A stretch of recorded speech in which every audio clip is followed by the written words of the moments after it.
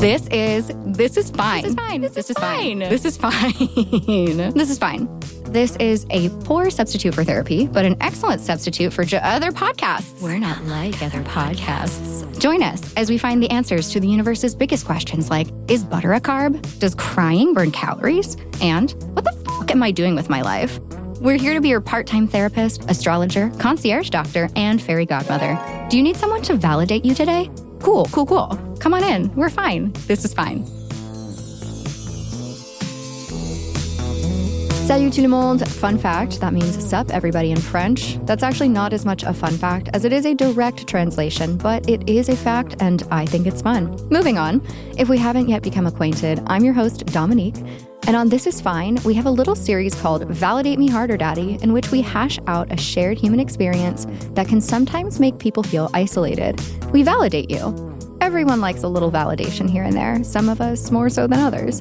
This is the second installment. If you'd like to hear the first, pause right now and head back to episode 7 with Liz Letchford, PhD.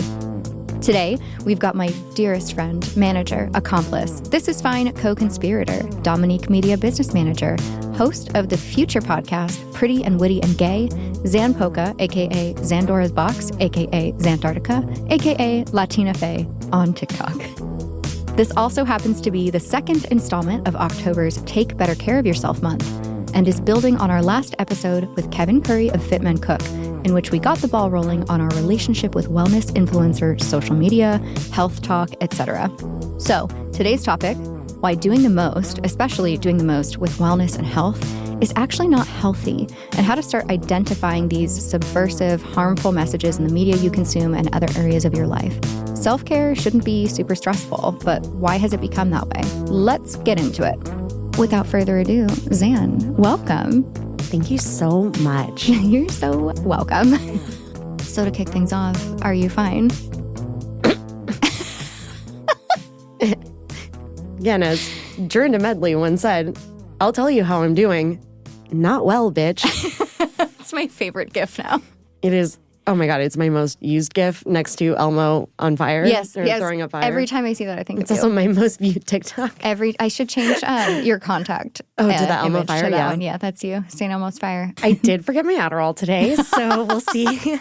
Well, speaking of meandering, we'll see if I can even finish a sentence. Speaking of plot twists, the Adderall has left the building. Well, we're raw dogging the episode. Ooh, I'm raw dogging reality all day today. I'm so sorry to my number one fan, Carol Fredericks, who is listening to this right now, for the language that we have exhibited. Carol, I love you so much. We love you. Please don't be disappointed in me. I didn't think of that. I like how we know that like Alicia does not care, but like Carol, I know you have a swear jar at your house. I'll donate millions to that swear jar. Okay. Circling back. I'm not even on Adderall and like in general. And I feel like I'm on the same level as you today. Good to know. Yeah. Okay. Thank anyway. you. I love that. Solidarity. I'm looking at astrology. Like, what are my answers? Like, please, for the love of God, something help me. Something is squaring my Mercury. Anyway, so doing the most. This is a conversation that Zan and I have kind of been having offline a little bit. It's been, I would say, like top of mind for me a lot recently, and I'm thinking, okay, it would be nice to like bounce these ideas off of someone who gets it, who knows where I'm coming from, shares kind of a similar POV, and I guess share some insights with anyone listening who might be doing the most or following people in the media, social media and otherwise, who are also influencing them to do the most. I know I see a lot of that in my own social media feeds, and I just, I wanted to talk about that today and kind of like bring us back down to earth. Zan, how are you feeling about this topic today? Oh, I feel so many things. As a natural skeptic, I have always been very skeptical of the wellness industry, as you know. Right. I think the wellness industry, obviously, people are well-intentioned. Yeah, there are pros and cons, right? Yeah. Like this isn't we're not vilifying an industry, especially one that I work in. However, as with any industry, it's rife with problems. Well, yeah, I mean, you're now it's an industry, so exactly. Anything now there's money behind it. Capitalizing. Yeah. So it becomes a business, and so it benefits people to continue to profit off of it, obviously. Yep. I think the trap is that we're bombarded with so many different types of self-care and wellness and some new berry that's going to solve all your problems, And what people don't realize is that it's not a one-size-fits-all situation. Right. And so people are just kind of throwing money at all kinds of things, desperately trying to grab onto something or feel better, not realizing that following this or being a carbon copy of some influencer is not the thing that's going to save them. Right, 100%. So I think this is coming from a lot of, systemic issues, right? Not to get too crazy with this. And there are a lot of layers. This is a pretty beefy topic. But in general, a lot of us don't have the kind of access to healthcare that we would like. Access to healthcare in the U.S., no matter what your beliefs on, universal healthcare, whatever it is, no matter what they are, it can be really difficult to find a doctor that will take a comprehensive look at everything that's going on in your life. And in American culture in particular, I would say there's kind of a suck it up mentality to where we really ignore our bodily cues or we minimize and kind of marginalize our physical experiences. Case in point, the last time I was here in the studio recording, I actually was experiencing a cyst rupture and hemorrhage inside my body. And I was in excruciating pain, but was telling myself that I was being hysterical. Just chill. It's just very, very chill day. Everything's fine. And despite, my doctor making moves to get me in quickly, it still took several days for me to be able to get answers. And I have health insurance. Not everyone has health insurance. And even if you do have health insurance, the hoops and the money, it's just hard to get the kind of comprehensive health care that we need as human beings. And so it's very easy for an industry, even a well-intentioned industry, to kind of prey upon that. Everyone wants answers. Everyone wants fixes. And sometimes it's okay, we're offered this buffet of options because it isn't a one-size-fits-all practice. Wellness is different for everyone. Health is different for everyone. Mental health is different for everyone. And we should have options, but then you feel overwhelmed by them and you're thinking, which one is going to fix me? Which one is going to give me the answer? I can't get into this specialist that I need to see, or my doctor is backed up for several months, or I don't have health insurance. Can I take supplements instead? This influencer said they had the same thing and, they're doing this and they're better now. So I think it's very multifaceted. And again, I don't think it's evil industry, but there are, I think, a lot of ways that you can be steered incorrectly, steered into the wrong path. If you're trying to find your own fixes without guidance of a professional, right, it's very easy to fall into things that are actually doing more harm than good, right? Because you don't know, and how could you be expected to know? Not all of us are going to medical school, but I mean, you make a really good point that the healthcare industry in the U.S. is a shit show. And especially for mental health services. Oh my gosh, Jesus, finding a therapist that will actually take your insurance is a nightmare. Yeah. The amount of therapists that I've had to call, even going through my insurance website and being therapists under whatever. Yeah. I remember having to call so many people, and half the people on my insurance's website were no longer taking that insurance. Yeah. So I was what are we doing here? So I actually talked to Rachel Wright, a therapist, about antidepressants. We did a 2-part series, Adventures with Antidepressants. And she actually talked about why she doesn't take insurance. And I've talked to a few therapists about this. And I used to think, therapists don't actually want to help people if they don't take insurance. They're too expensive, blah, blah, blah. No, it's not even that. Right. Insurance companies, health insurance companies in America can very intensely discriminate against people and their coverage when they see diagnoses like depression, bipolar disorder, ADHD. The health insurance industry itself is pretty fraught. And I think that affects how mental health care practitioners are able to practice and serve the general population. Right. Well, I remember years ago, I had Blue Cross through work, and I was seeing this one I just started seeing this therapist, and then the office called and they were like, oh, so by the way, we're no longer taking your insurance. And I was like, cool. What do you mean? And they had said we're not taking X insurance. And I was like, well, I have Blue Cross. I think you called the wrong person. And they're like, no, Blue Cross, I don't know if outsources is the right word, but whatever department for mental handles, health. Mental health they stuff. do. It's not Magellan. Yeah, it is Magellan. Yeah. It is Magellan. Yep. Been there. Yeah, right? And so it's oh, so it's not even my insurance is handling this? What the fuck? Yeah. Sorry, girl. But, that makes it difficult. If Magellan is not paying out the providers or whatever, then of course they're not going to want to take insurance. So it's just, it's a whole thing. And so we just don't have access. And then societally, we're overworked, we're underpaid, we're under Stressed. this grind mentality. We get 2 weeks of vacation a year if you're lucky, whereas other countries have, a month, 6 weeks or whatever. We just don't take care of our people. We're just cogs in a machine. Yeah. And so, again, it is very, very, very easy to fall into, I don't even want to call them traps because it's like, I don't think they're meant to be traps, but it's just, again, people grasping at straws, just trying to like do anything. Like these wellness routines, like we're coming back to the idea of doing the most, where we are trying to meditate and journal and monitor every single, item of food where it's only, fitting into certain parameters and we're taking, digestive enzymes and we're, going to therapy and acupuncture. Right. And, I've been in that position where I'm like, okay, doing the most and I have to hyper fixate on my health. And it really backfired for me and I ended up being very, very sick. Right. And as some of you listening know, I had to take mental health leave and a physical health leave from my job because my body was like actually blowing up. And I'm not using that as like a euphemism. Like stuff was rupturing. Yeah. And like very recently, same. I was having really severe panic attacks and, dissociation and all this crazy stuff. And, I was thinking I'm doing everything quote unquote right. I'm using the essential oils. I'm going to yoga. I'm meditating. I have the Calm app, like, blah, blah, blah. Yeah. Why would this be happening to me? And it's because that isn't actually the healthiest approach. I downloaded this TikTok to talk to you about today. And it was a berries instructor.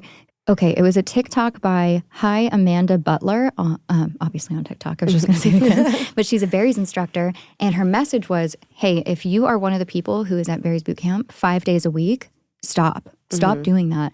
And I was like, yes, bitch. Like, thank you so much. Yeah. I was one of those people. I know those people. Yeah, people are still doing that. And I see stuff like, the what I eat in a day is with people who are fixated on, exercising. Right. I recently went to a workout that gave me like, Kayla had seen us BBG PTSD, like where it was just like, some people are still really doing the most. And I know like Zion, you and I have talked about there are certain TikTok accounts, and I don't want to name names because I think that people have really good intentions and people find stuff that works for them, at least at that point in their journey. And then they're like, I got to tell everyone. I've been there too. And I just think it can be dangerous to try to copy someone's lifestyle, especially these like what I eat in a day. These are the food groups that I avoid. This is my exact workout. Right. Like some of it can be inspirational if you have like a healthy lens when you're looking at it. Does that make sense? Yeah, no, that absolutely makes sense because I think it's that healthy lens is a smidge of skepticism. Right. Or I don't even want to call it skepticism because it's it has a negative connotation. But I mean, you're fact checking things. Yeah. You're like asking yourself, oh, well, why are they doing that specifically? Right. What's like the intention behind that or whatever. And then you can build like a more complete picture of what it is that they're doing. But that's hard. That's work. I mean. Yeah. And it takes experience. It takes experience. You have to know what works for you. Yeah. You can't just like copy and paste someone's entire routine and be like, I'm going to have the exact same results as this person. Right. You're not. Right. And I think both of us have learned the hard way in different ways with this. Another thing I think it comes down to is there's a lot of fear.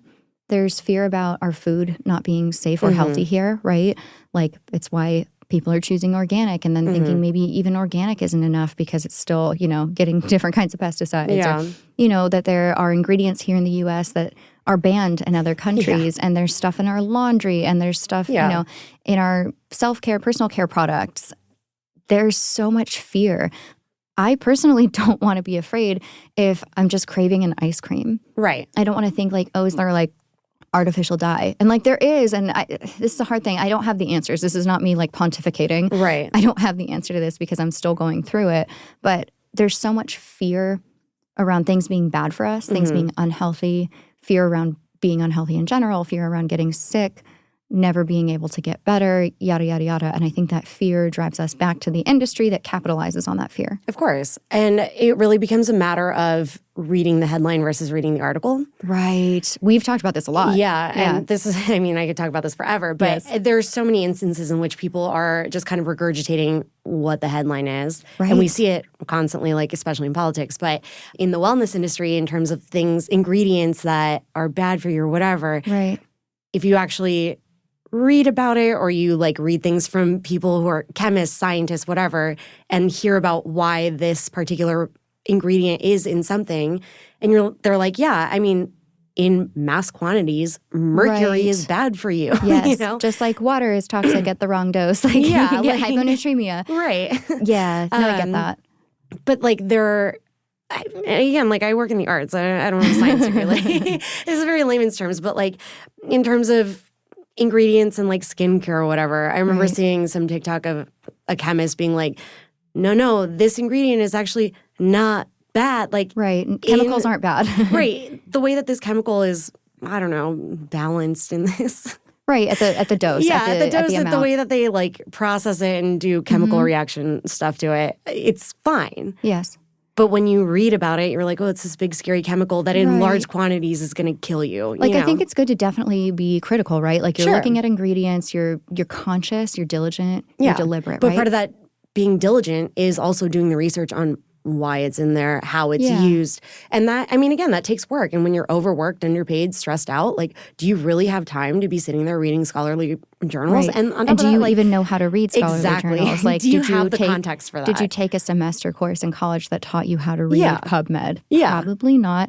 And then on top of that, to make things even harder, different doctors and different experts have different opinions. Yes. There's going to be someone who says, there's going to be an MD, right? All the credentials, who says we need to be focusing on the gut-brain axis. Then there's going to be another MD who says that doesn't exist. That's not real. Right. And there's data on either side. Right. So it's just hard to be a person in the world right now trying to be healthy. Right. I think maybe just acknowledging how difficult it is and validating that experience. It's tough. And we're all looking for a pathway. We're all looking for an answer. We're all looking for different solutions. And it's not a bad thing to get lost in social media wellness influencers. Like, there's no moral intrinsic value to that. We're all just trying to find our way. Yeah. But I think the reason why I wanted to bring this up is just because I've been through that personally. And I know you've had your own version of being through that personally. And just coming back to basics, like, it shouldn't be hard.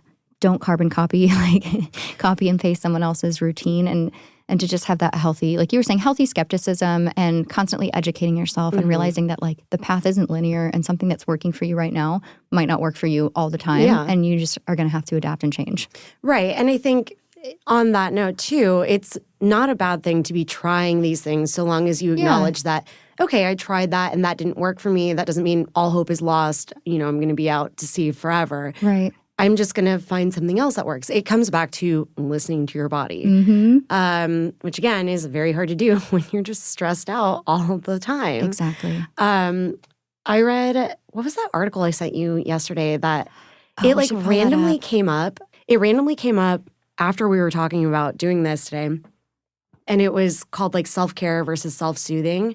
And the gist of it is that, you know, we conflate the two a lot. And a lot of the things that we think are self-care or joke are self-care, like shopping or, you know, treat yourself, are actually just self-soothing mechanisms. Right. Self-care is essentially building like the foundation for like being able to handle whatever things come your way. Yeah, it's building up versus numbing. Yeah, whereas self-soothing, which again is not a bad thing. Sometimes we just need to be soothed. Yeah. And that's sort of like a temporary Band-Aid. Yeah. So this is an article from slice.ca. This is not... I did not vet this at all. This just like popped up for me and I was like... But it's a good point. And it's written by an author, Alexa Keeler. There's a section with a quote from psychotherapist Shefi Bhaye, I hope I'm saying that right, Bhaye. Self-care is often conflated with self-soothing, which is an entirely different thing. Although both are necessary, this registered psychotherapist believes it is important to differentiate between the two because the latter can become destructive. Quote, self-soothing is something we do when we are in a time of stress. We soothe as a result of going through some sort of crisis or some sort of distress. That makes sense. Like, we just said, like, sometimes you just need soothing. Right. Self-care, on the other hand, the article says, is being mindful of your needs and taking steps to fulfill those. Self-soothing is more of a way to de-escalate. Shefi gives an example. As a baby or as a child, if you're crying, your mother might soothe you with milk or food. Then we become adults. This is not in the article, but you know, it's piggybacking off of what they're saying. Like, we're going to have a glass of wine or an edible at the end of the day, or we're going to online shop for everything that we need for our house, or whatever. And I feel like even hanging out with friends might kind of have a Venn diagram here. Like, yeah, it definitely does. But we might self-soothe with ice cream. Yeah. Or I guess the things that we would maybe categorize as vices, which are okay. And, you know, again, the dose. In healthy doses. The doses. Yeah. Where, you know, self-care would be working out. Like that actually is taking care of yourself. Yeah. And like the article said, both are very valid. It's the idea of putting your mask on before helping other people. Yeah. That's basically what self-care is. You are putting your own mask on so that you are able to handle the things that come your way. Right. You're building that foundation. But obviously, things are going to come your way. And so when they do, then you can have some ice cream or like have a glass of wine or whatever. But you have at least created or you've given yourself the tools to be able to handle them. Right. You're building more of that healthy foundation. Yeah. You're laying another brick in the foundation, right? And what doing the most in this field looks like would be, I guess, piling all of those activities into every single day.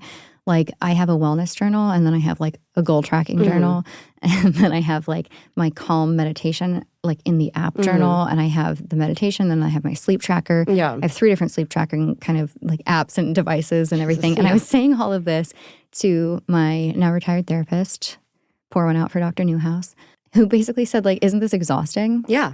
Like it can be exhausting to be taking care of yourself in that way. Like if self-care becomes, I guess, like a full-time job, if your health and wellness routine is becoming a full-time job, I feel like then it's a little bit too much. Like, I don't know. Well, you're just putting small Band-Aids on something that like actually needs surgery. Right. Or stitches. And I think about that a lot too. Like, is your self-care putting a Band-Aid over an infected wound? Yeah. Like, you're just going to die of sepsis with a stupid Band-Aid.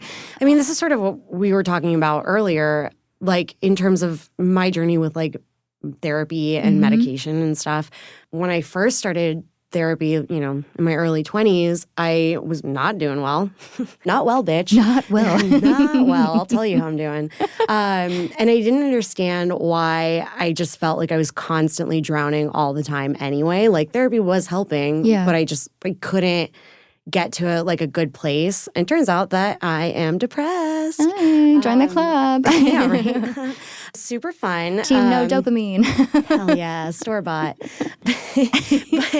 but like if you think about it of like, say you're on like an inflatable raft out in the middle of the ocean, no land in sight. This raft as a whole, it's taking on water and you keep trying to scoop out the water and that's therapy and you don't know why like you're not getting anywhere, like the Band-Aids are not helping. Yeah. And medication was sort of the thing that like actually patched over the hole. so that I could row myself to safety essentially. Yeah. But so long as I'm trying to like pour buckets of water out, I cannot row. I cannot get to like the destination. I cannot get to a better place. And I feel like that's sort of the self-soothing versus self-care thing of like, are all these self-soothing mechanisms just putting tiny Band-Aids on this like massive hole in your raft? But you need the two. I mean, the things have to meet halfway. Yeah. Yeah. Again, like I think about this almost every single day. And I truly don't think I have the answers, but just right now I feel like I'm seeing a lot of this very 2016, 2017, like doing the most wellness where people are just going really ham with a lot of things that aren't necessary and becoming hyperfixated. And maybe this is like my own personal baggage because I have become hyperfixated.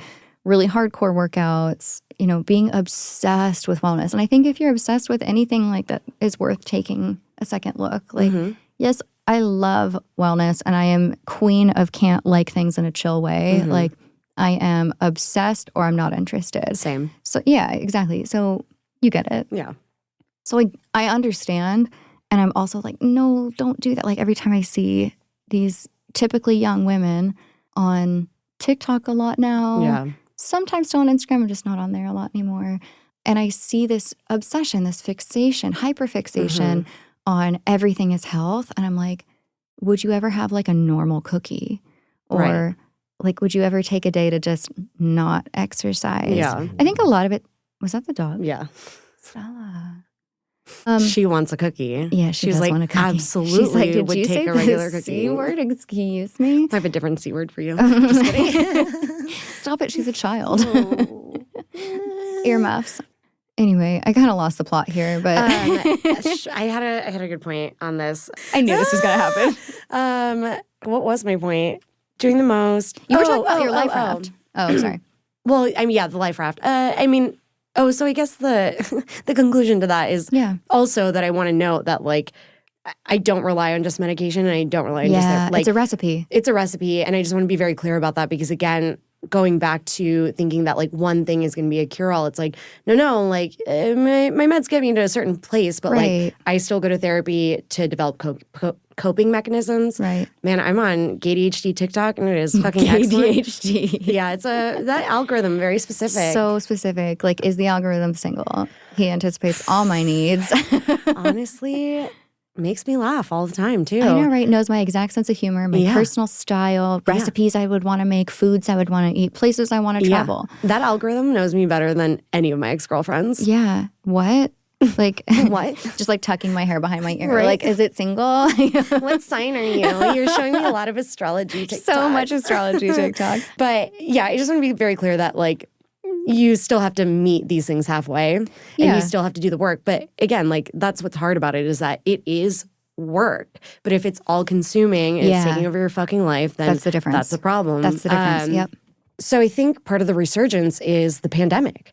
I mean, you know, we're restarting. Yeah, we're restarting. But the pandemic cured my depression in that everybody is as depressed as I am. So now I'm just normal. The shit leveled the playing field. Yeah, it leveled the playing field. We were inside for, I mean, a year, basically. I got paler than I thought was possible. Yeah, and I mean, especially those first couple of months where we like literally did not go outside. It was scary. Especially that first year, we couldn't go to the gym, we couldn't socialize, we couldn't do all of these things. And so I think there was a big shift that's a great in point. bringing that back. And again, not for a bad reason. I mean, it's a pandemic. And we're all trying to feel better. It is a health scare. Yeah. You're cooped up, you're going crazy, and you very much want to take care of yourself and be healthy. Yeah. Because God forbid you get COVID and you're like, I don't know if my body's going to be able to fight this or not. Like, because I'm not in a good state of health. I'm not in a good state of health. Or, you know, it also like calls to attention if you've historically not been very mindful of your health. Like, oh shit, maybe I should be working out. Maybe I should be eating better. It was like the big reset button for everyone. Yeah. Almost. I mean, it was a giant reckoning for all of us. And again, being stuck inside with your thoughts all day. Yeah. This is another thing I think we talk about a lot. It's like a lot of people are uncomfortable with their own silence, with their own thoughts, and cannot stand being alone or being still. Yeah. And they need more than self-soothing, I would say, is self-numbing. Yeah, like self-soothing to an unhealthy level almost, right? Instead of getting comfortable with yourself, with your thoughts, with your stillness. And I sound so preachy and holier than that right now because I'm like, I'm totally comfortable alone. But I think it is a skill that I have had to work on. I mean, you've known me for, what, 15 years? Yeah. I did not, I know, right? I did not used to be able to go to lunch by myself. I couldn't go to the beach by myself. Anything in which I couldn't get a friend to go with me if like everyone was busy, I wouldn't go. Yeah. I wouldn't go eat lunch. And now I can do anything alone, right? Like I've traveled by myself. I live by myself. I'm raising a dog by myself. So I think it definitely is a skill that you have to work on, right? Right, like and it's also not a skill that we are, as a society, told we should develop. Right, we're actually told the opposite. Yeah. Partner up. Yeah. But there are a lot of gifts that come from it. And, you know, part of independence and like being okay with yourself is a privilege. And we've talked about that together. But it's also work. Yeah, and again, it's hard. This goes back to it's really hard. It being hard work. Yeah. It's part of your wellness. It is part of your wellness. I mean, the beginning of the pandemic was an extreme. Like, I love being alone. I'm an only child. Yeah. I've been prepping for this my whole life. Yeah. Like, as a kid, I used to read from like sun up to sundown, and my mom would have to yell at me to go outside. And I was like, for what? I'm just going to take my book outside and do the same thing. And you looked like Harry Potter. I know, I did look like Harry Potter. That picture's so good. Oh, God. Daniel Radcliffe. Daniel Radcliffe. For those, oh my God, my friend Sarah said that to me, and I was like, I can't believe I never thought of that. Me either. For those who don't know me, as a child, I literally looked like Daniel Radcliffe from the first Harry Potter movie if he had hair past his shoulders. Yeah. Like someone put a Spot wig on on that boy, and it was me. The eye color, the hair color. Yeah. Yeah. Yeah. I'm going to have to put this on the Patreon. Oh my God, absolutely. Please do it. Just your photo for the episode guide. Yeah. And yeah, we can put a picture of what I look like now, but it doesn't even matter. I look like Daniel Radcliffe. No, I did. Daniel Radcliffe. Daniel Radcliffe. Like, you've seen the photo. No, I know that photo. I mean now. You don't look like... yeah, no, now I don't. I was like, no, you don't. No, I brush my hair. I stopped wearing glasses. Every little bit counts. Yeah, I mean, I've been preparing to be alone my whole life, or I've been preparing for this pandemic, essentially. Arts and crafts. That sounded so dark at first. Well, I mean, the way that my dating life is going, again, my TikTok algorithm is my best prospect right now. Yep, time. Yeah, tight. We're fine, cool. Love that for me. But yeah, I like, the pandemic was sort of like a dream. I was like, you mean I don't have to go to an office? You mean I can be in my pajamas? I can do arts and crafts? Like, obviously, that is not sustainable long term. And at the time, I was like sort of living with a girlfriend, so it was more fun. Right. But I like really cherished that alone time. I don't know how I would have fared had I lived alone, like those first couple of months. Yeah.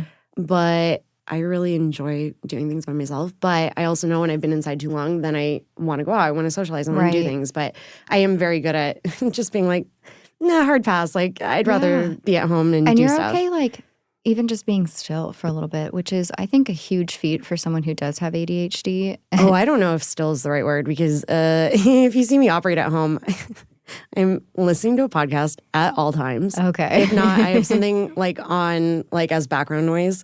But especially like if I'm cleaning, if I'm doing things around the house, like I cannot just stand there in silence. Like I need to be listening to something. See, this is actually what I'm talking about. I'm like, can you be just no distractions, no like outside external input, just kind of still with yourself? I don't know that it's for lack of want.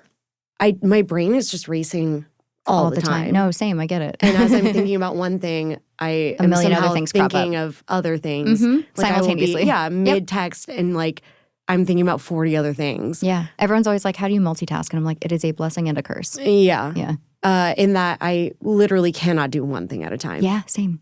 I absolutely cannot. So I keep bringing this up, but that's why I've been like practicing, can I just be still? And again, this comes back to Dr. Newhouse, who told me, he prescribed me 15 minutes a day of doing nothing. And I was like, you mean meditating? And he was like, no.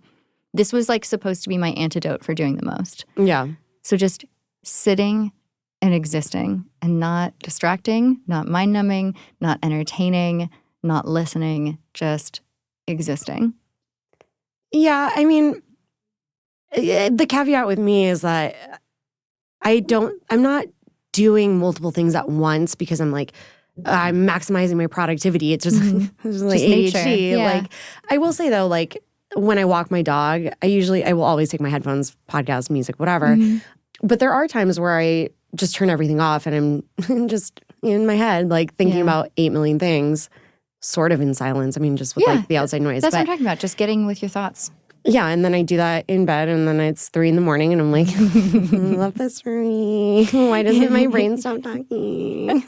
It's so interesting how it does kind of switch on it. I feel like I have like brain revenge if I am so slammed with work or whatever it is during the day, and then I get home, my brain's like, wait, we wanted to think about our own things. Yeah. Oh no, for sure. It's like a cooling off period. Like every time I socialize, I'm like, I want to go home. And like, it will be 2 a.m.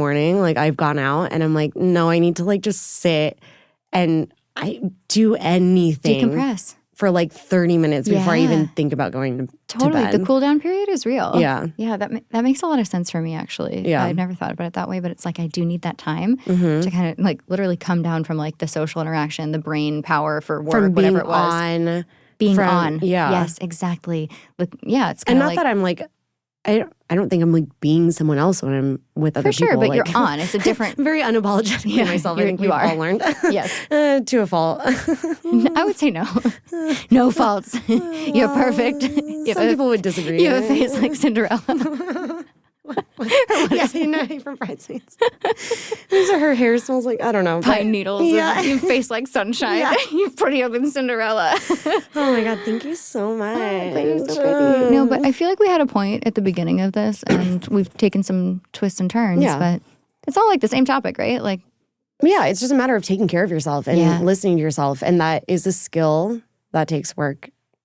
Okay, to wrap this up, we started by saying, stop doing the most. Basically from our own experience of like, it doesn't get you there any faster. Yeah. It doesn't make you any healthier to add on layers. Like there's a bell curve. At a certain point, like you're just stressing yourself out. Well, and also social media is a highlight reel. So you are seeing what they are posting. Yeah. You are not seeing the in-between. And that's like another thing that everybody talks about in terms of like Facetune and all that stuff. Like people are depressed watching other people's social media because they're like, my life doesn't look that cool. And it's like, well, their life probably doesn't look that cool either, but you don't see it. Right. And there are like merits to like finding the things to be grateful for and then like sharing your highlights. I don't want people to think like highlight reels are inherently bad, but if you are basing your comparison or your own life off of someone else's, you know, again, highlight curated social media. Exactly. Especially when it pertains to health and wellness and an industry that can definitely, like the beauty industry, prey upon insecurities, fears, pain. Yeah. These are, you know, some of the most fundamental things we experience. So just something to keep in mind. Yeah. Scroll responsibly. Yeah. And feel free to ask yourself questions. Like if something doesn't feel right, like Google, ask questions. And before you get obsessed with a program or a diet or, you know, a chlorophyll trend, whatever the hell it is, like think about it. Just be like, okay, what are the pros and cons? Yeah. Everything's got cons. Yeah. The thing I talk about sometimes is informed consent when it comes to your health. Yeah. You got to know the pros and cons. Yeah. You got to know what it's going to do. What's the worst thing that could happen? Yeah. What's the maximum benefit? And if you're on medication, please for the love check of God. your contraindications.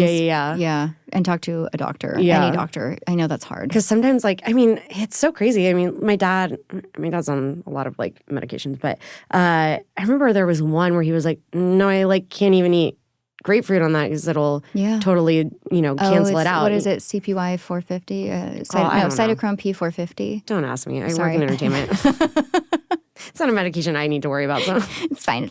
But you know, like I've looked up interactions for things and I'm like, oh, I would never even have thought, you know? So anyway, it just comes back to like being responsible, I guess. You know. The term critical thinking has been hijacked, but the concept of just like, you know, being mindful and diligent. And again, if that thing doesn't work for you, that does not mean that all hope is lost. Yes. It just means that thing doesn't fit whatever's going on with you. Yeah. And there are lots of other things you can do. I want to validate people's fears right now, people's concerns, frustrations. The health journey can be very frustrating, trying to get into different doctors. Both of us have been there. We didn't talk about this, but Zan, you know, experienced a terrible physical trauma and has had to go through insane amounts of hoops, therapies, treatments. So she knows more than most people. Like it's not easy. Yeah. Don't give up hope. Your frustration is real. Yeah. Your and desire. There's nothing wrong either with embarking on like a wellness journey. Like I don't want anybody to think that I'm just ragging on that. There is nothing wrong with that. I also do things for my own health and wellness. I like to look into things when they come up to see like what it's about. But again, it just comes back to being mindful and just like really taking care of yourself. Yep. And don't lose hope. Yeah. You don't have to be at Barry's 5 days a week. You probably shouldn't. Eat a cookie. Eat a cookie. Like, don't obsess over healthy food. Yeah. You know, that's not healthy. I'm probably being repetitive at this point, but it's something I actually do really care about, and I wish I had a more coherent way of explaining it. Yeah. There just always needs to be a balance in everything. Yep. A balance. A Libra balance. Yeah, I was like, I don't know anything about balance. What I don't know does what that I'm talking mean? about. No, but seriously. Chemically imbalanced on top of that, so joke's on me. That's my personality. No, but seriously, like, thank you for helping facilitate this conversation. Of course. For bringing up so many amazing points and sharing your experiences, your point of view. Oh my God. All right, so Zan, before we sign off the for the evening, I would love nothing more than for you to talk about your forthcoming podcast. We're working on it here in the studio. Pretty and Witty and Gay. Best title, by the way. Thank you so much. I was really just talking about myself, you know? Simply gorgeous. Yeah, no, sometimes I'm pretty, sometimes I'm witty, but I'm gay all the time. So one of my favorite lines from, I don't know if you've watched the Catherine Cohen stand-up yet, that Tyler had me watch like 5 times in Europe. Of course he did. I think he tried to get me to watch it one time, and I was like, no, I do want to watch this, but we have to go. Attention. Yeah, we got to go. This applies because she says at the very beginning, I feel insane, but I look literally stunning. And I'm like, that's my aesthetic. I feel insane, but I look literally stunning. That's me. Pretty and Witty and Gay. Yes. Okay, so Pretty and Witty and Gay, until we get a cease and desist, is the new podcast that I'm developing. The idea for Pretty, Witty and Gay started out as like an L Word deep dive, episode by episode, because that show is so ridiculous, but we all love it. It's the thread that unites us all. And by us, you mean lesbians. Oh, yeah, sorry. I mean, it's an open invitation. Like, anybody could watch the L Word, but... Inclusive. Yeah. I'm not trying to gatekeep the L Word. By all means, like, please Step right up. See what I'm dealing with there. But the more I thought about it, the more I wanted to have a second component. That's where I dedicate an episode to a show or a film that's about queer women and or by queer women. Like as a community, we all laugh about how ridiculous the L Word is, but part of why it's so relevant still is because at the time, it was like a seminal piece of media for lesbian representation. And even though, again, it is insanely dated and there's like a lot of problematic stuff there, again, it was like so important at the time. And also in general, we don't get a lot of representation. So again, huge step for us as a community. That being said, there are so many pieces of queer media that aren't as well known that deserve like the recognition. And so I would love to, go through and find those pieces and be able to share what I've found, partially for my own edification, but then also just, again, to like uplift these voices. I guess, I was like, what point am I on? I guess like a third layer to this. We hear studios saying all the time that like they don't want to make a quote unquote diverse film because they don't think that enough people are going to come see it. And all of us from whatever community all know that that's not true. Like we are all so hungry for this kind of representation and so we thirsty will for content. I am so fucking thirsty to see some hot lesbians on the screen. Have you seen Do Revenge yet? No, I need to. Come over, we'll do movie night. Okay, great. All right, cool. Sorry to interrupt your spiel. We can watch the Catherine Cohn special. Yes. Also. But yeah, there is a real need for it. And we're, every day we're getting a little bit more representation, but it's not enough. And there are pieces that already exist that, again, need to be seen by everybody. Absolutely. Yeah. Not just queer women. Everybody. So yeah, those things deserve to see the light of day. I, again, would like to see them too and learn along with everybody else and hopefully introduce you to your new favorite movie or your new favorite TV show. I don't know. The new L Word. Or your new favorite podcast. Yes. That's really what this is. It's yours, but don't compete with mine. I could never. You're kidding. How many times have I texted you at 2 a.m. being like, this TikTok told me something about my Mercury and I don't understand what that is. You've told me 17 times and I have no idea. Also, as a lesbian, I'm supposed to know these things. That's why we work hand in hand. Official TikTok, I meant to say podcast. Official podcast partnership. Do you know that CoStar is the unofficial lesbian dating app? Well, actually, genuinely, one time I was on Hinge and this girl popped up who put her full birthday, her time, her location, and she was like, look up our compatibility before you swipe. And I was like, I'm just going to swipe no. Oh my God, that's actually so genius though. Yeah. So excited for your podcast. Thank you so much for being here, for helping me talk about all the stuff that I am ranting to you about via text. So more people can hear, more people can feel validated, have the tools to look at their social media through a new lens, be a little bit healthier and more balanced, and take better care of themselves. Yeah. Thank you. Oh man, I know you can't see on podcasts, but I should have worn my daddy shirt. Oh yeah. St. Vincent, speaking of hot lesbians. Validate us harder, daddy. Yeah. Yeah. Next time. All right, folks, thanks again for joining us today. So happy you were here and survived our absolute free fall of an unmedicated conversation. We hope you feel validated in your frustration with health and social media. We hope you feel equipped to have a better experience with it, better boundaries, more context, a healthier lens. We hope you feel validated harder. We'll be back here next week with ways you can take better care of yourself during eclipse season. Shannon is back in the studio with your eclipse season survival guide for the upcoming Scorpio new moon. I'm scared, but you shouldn't be because you've got Shannon, the absolute master, lighting the way. We'll see you then. A biento. Bye. Thanks for tuning in to this episode of This Is Fine. I've been your host, Dominique Michelle Astorino. We're based in San Diego, recording in studio at DLI Productions in Pacific Beach with Emmy Award-winning sound designer Dan De La Isla. This is a comedy and advice podcast, but for legal reasons, this entire podcast is a joke and none of it is medical advice. To download the transcript or learn more, Visit thisisfinepodcast.com.